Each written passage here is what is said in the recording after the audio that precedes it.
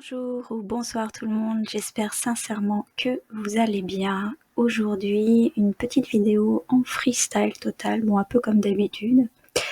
Donc il y aura encore des petits des petits voilà. Bon, moi j'aime bien, je trouve que ça ponctue les phrases. Bon après je peux comprendre que il y a des personnes que ça énerve. Voilà, donc je préviens d'avance, il va sûrement y avoir encore quelques petites hésitations puisque je ne prépare pas mes vidéos. Donc aujourd'hui on va parler du processus de guérison. J'ai pas du tout préparé cette vidéo, donc je vais voir ce qui me vient pour vous, euh, parce qu'il y a de plus en plus de personnes. En fait, l'espérance de vie augmente, certes, mais l'espérance de vie augmente, mais pas en bonne santé en fait. Et il y a de plus en plus de personnes, même très jeunes, qui sont pas du tout en bonne santé. Et donc si vous êtes dans un processus de guérison, que vous recherchez cette guérison, je vais essayer de vous amener des choses à travers cette vidéo. Après, c'est sûrement des choses que vous savez intérieurement en fait. En fait, c'est un rappel, mais on le sait naturellement, mais des fois ça a besoin d'être dit. Voilà, on a besoin de mettre des mots sur les mots, comme on dit. Donc déjà, ce que je veux rappeler surtout, c'est que on a tendance à vouloir trouver des solutions miracles ou à appliquer des principes, des choses générales en fait, en partant du principe que ce qui marche pour l'un va marcher pour l'autre. C'est comme un peu une recette en fait.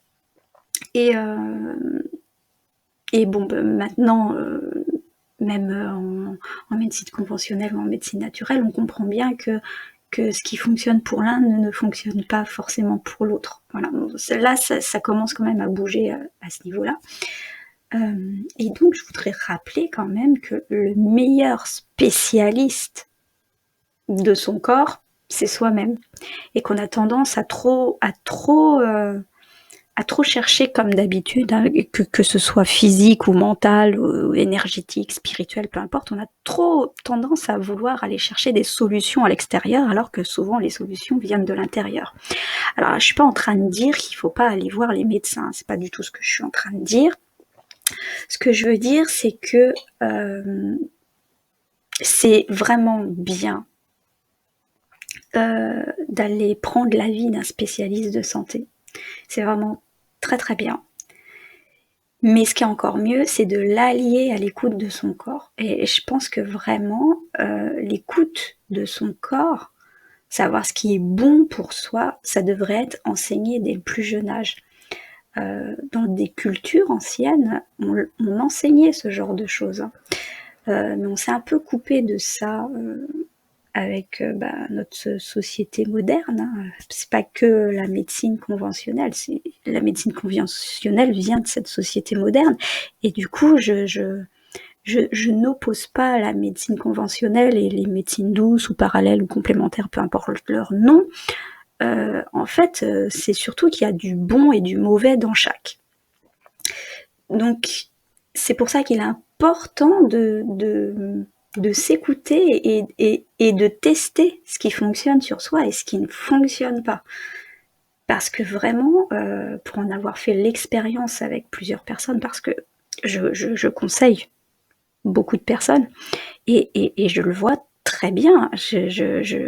Même si je suis une spécialiste dans la nutrition, dans les plantes, je vois bien que ce qui d'habitude fonctionne sur la majorité des gens ne va pas fonctionner sur une personne parce que ça ne va pas avec son terrain d'ailleurs. C'est Béchamp hein, qui disait que le terrain est tout. On associe cette phrase à Pasteur, mais il l'a bien dite hein, d'ailleurs, Pasteur, mais il l'a dite à la fin de sa vie, je crois même sur son lit de mort, un peu comme une confession. C'était pas trop son truc. Bon, fin de la parenthèse. Donc oui, ce que je veux ajouter aussi, c'est que justement, on a tendance aussi à vouloir tout de suite. On est un peu dans une société de l'immédiateté.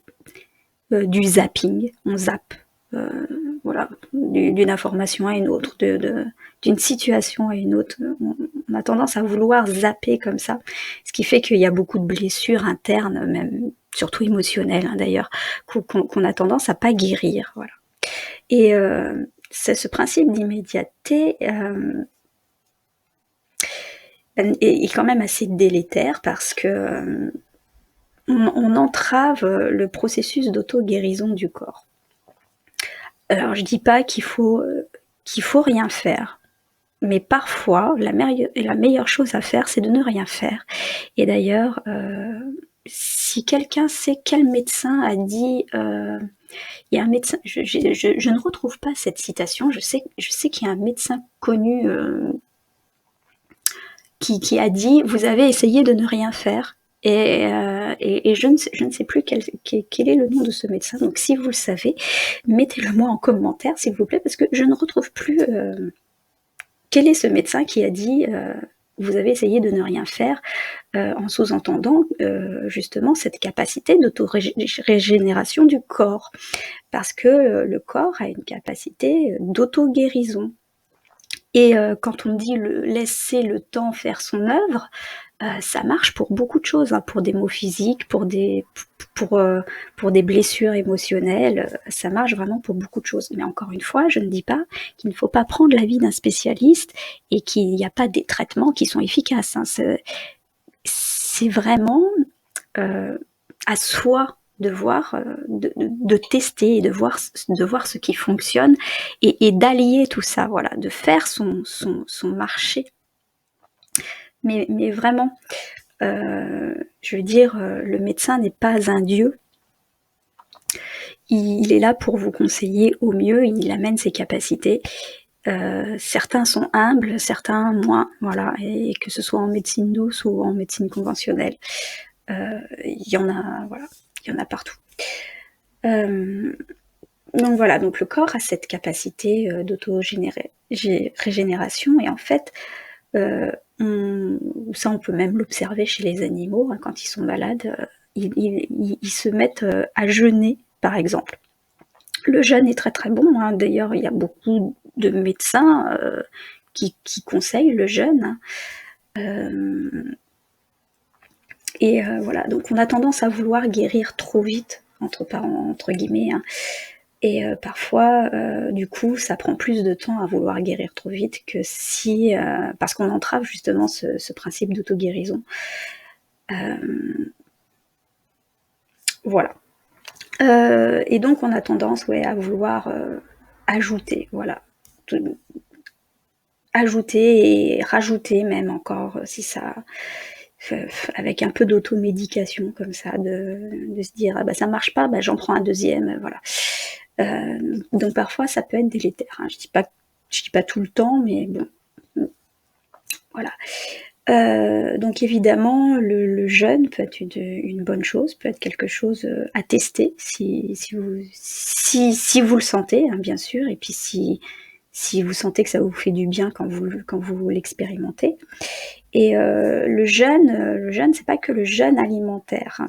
Quand on n'est pas bien, c'est pas mal de pratiquer un jeûne bien au point de vue de la nourriture, mais ça peut être aussi au point de vue de l'activité physique, au point de vue du mental, au point de vue environnemental, des relations. Se mettre vraiment dans un état de repos et de lâcher prise, de relâchement comme ça. En fait, on se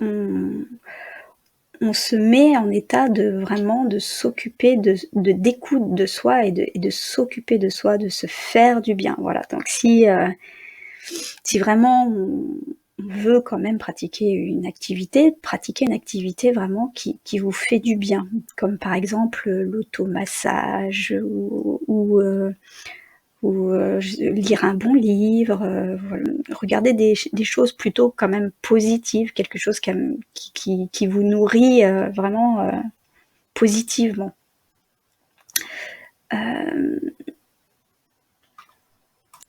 Quelque chose de très très bien aussi quand on est dans une période de moins bien, que ce soit physique, mental, émotionnel, voilà. C'est le free yoga. Donc le free yoga, j'ai fait une très très courte vidéo pour expliquer ce que c'est, hein, mais c'est tout simplement être à l'écoute de son corps, hein, et de faire les mouvements qui nous font vraiment du bien. C'est pour ça qu'il peut pas y avoir de cours de free yoga, puisque c'est vraiment à l'écoute de soi. Donc on suit pas un prof qui vous dit quoi faire. Voilà, bon, je vous mettrai le lien de la petite vidéo sur le free yoga. Une autre notion aussi que je voudrais aborder, c'est, on parle souvent de combattre la maladie. Or la maladie, le mal a dit, est là justement pour vous dire quelque chose. En fait, il y a une phase qui doit être une phase d'acceptation plutôt que de combat. Alors ça, je sais que ça rentre pas du tout dans les mœurs, hein, accepter la maladie, en fait. Accepter, l'accueillir, c'est juste essayer d'aller voir ce qu'elle veut nous dire, essayer d'aller voir ce qu'elle met en évidence.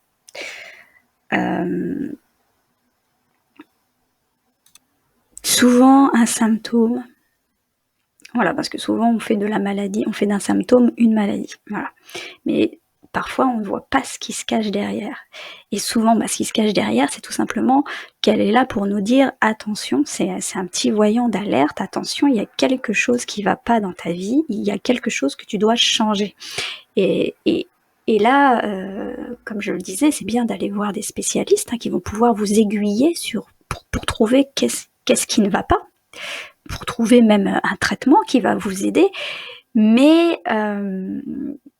moi, je vais vous donner l'exemple de souvent de personnes que je suis comme ça qui vont voir une de mes amies naturopathes, par exemple.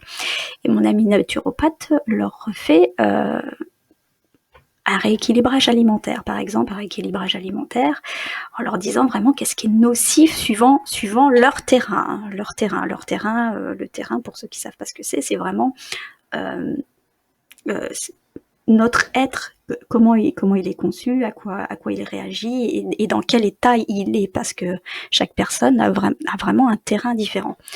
Et donc c'est à la fin souvent des consultations, elle leur prescrit un traitement. Souvent, des fois s'il n'y a pas de traitement, des fois c'est juste l'alimentation à revoir, voilà. Et mais quand même, il y a ce côté un peu placebo qui fait que quand on donne ne serait-ce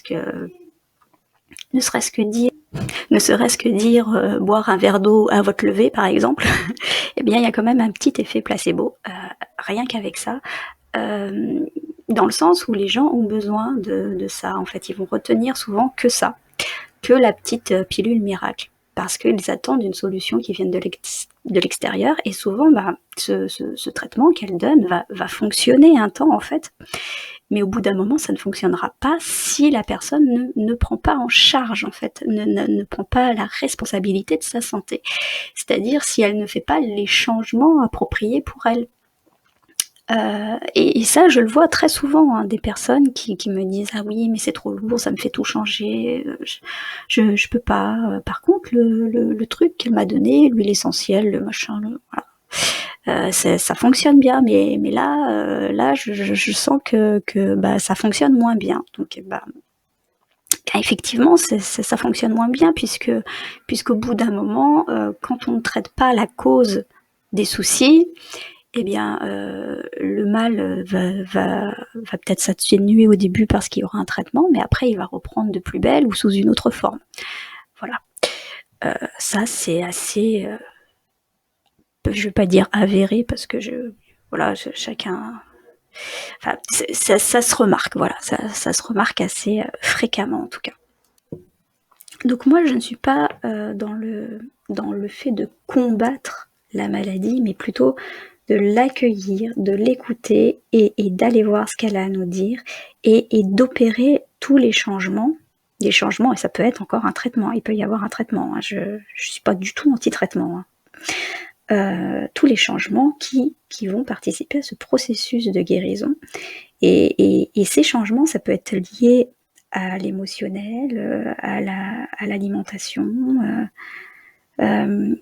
et ça peut être lié énormément à notre environnement. Ça peut être les personnes qui nous entourent, notre travail, le lieu où on vit, par exemple. Et ça, c'est un principe simple, hein, que les anciens savaient, les anciennes cultures, voilà, même nos grands-parents, hein, et qu'on oublie avec la médecine moderne, enfin la société moderne, qui nous fait aller à un rythme qui n'est pas, j'ai envie de dire, qui n'est pas humain en fait. On nous coupe un peu de notre humanité. Voilà, donc c'est bien de se recentrer sur soi et de redécouvrir quelle est notre humanité. Et ça, vraiment, sans aucune culpabilité. Je veux dire, on ne peut pas mettre sa vie uniquement entre les mains des autres, d'un médecin, d'un spécialiste, je sais pas encore, voilà, de son conjoint, responsable de son bonheur, voilà. On est responsable de son bonheur, on est responsable de sa santé, mais ça, je dis vraiment ça sans culpabilité. Car en fait, quand on fait ça, c'est que on se dit, si je suis mal, c'est sa faute, en fait. Ça inconsciemment, hein, bien sûr. Et donc, non, il faut savoir se réattribuer sa responsabilité, être responsable, mais sans pour autant culpabiliser de ne pas être bien. Au contraire, en reprenant le pouvoir d'exister pleinement, retrouver son humanité, hein, entre guillemets, en écoutant certes la vie des autres, ce qu'ils ont à vous apporter, parce que de toute façon, si aussi ils rentrent dans votre vie, c'est qu'il y a forcément une raison, et il y a forcément quelque chose à en tirer. Donc en écoutant ces spécialistes, mais en s'écoutant soi-même. Je pense que vraiment c'est ça, hein, que ce soit médecine conventionnelle, médecine douce. Et sincèrement, la médecine conventionnelle, ce n'est pas le diable, hein, tout comme les médecins pratiquant les médecines douces ne sont pas des dieux. Hein. Il y a du bon et du mauvais, encore une fois, des deux côtés, et je pense sincèrement qu'il est temps, pour certains en tout cas, de cesser cette petite guerre qui veut de savoir qui a raison, qui veut avoir raison. Encore une fois, il n'y a pas à avoir raison, surtout dans la santé. Hein. Ce qui importe, c'est d'être. Et ici, être en meilleure santé possible, suivant qui on est, N-E ou E-S-T. Donc voilà, j'espère que j'ai pas été trop longue et que vous avez à peu près intégré ce que je viens de dire. C'est pas une opinion. Enfin, si, un peu, c'est quand même mon opinion, mais c'est surtout quelque chose que j'ai pu observer moi-même et que j'ai pu expérimenter et que les personnes que je suis ont expérimenté. Donc là, c'est un retour d'expérience. Voilà, c'est un partage que je vous fais. Après, vous prenez ce qui résonne pour vous, hein, évidemment, en gardant en tête que ce qui fonctionne pour l'un ne fonctionne pas forcément pour l'autre. Donc ce qui est bon pour l'un n'est pas forcément bon pour l'autre. Il faut trouver vraiment ce qui est bon pour soi. Voilà. Et puis c'est pareil, s'il y a quelqu'un, un spécialiste de santé, que vous ne sentez pas pour une raison ou pour une autre, ou quelque chose qui est délétère pour vous et qu'on vous dit si, faut continuer, écoutez-vous d'abord. Vous pouvez prendre l'avis de plusieurs spécialistes. D'ailleurs, ça, vraiment, il y a bien un conseil, c'est de prendre l'avis de plusieurs personnes, hein, vraiment, et de voir ce qui vous convient le mieux. Voilà, s'il y a vraiment quelque chose à retenir de cette vidéo, c'est ça. C'est écoutez-vous, prenez l'avis de plusieurs spécialistes et expérimentez, voyez ce qui fonctionne le mieux pour vous, pour votre terrain, pour vous vraiment. Voilà, et effectuez prenez-vous en charge. Sincèrement, prenez-vous en charge. C'est pas...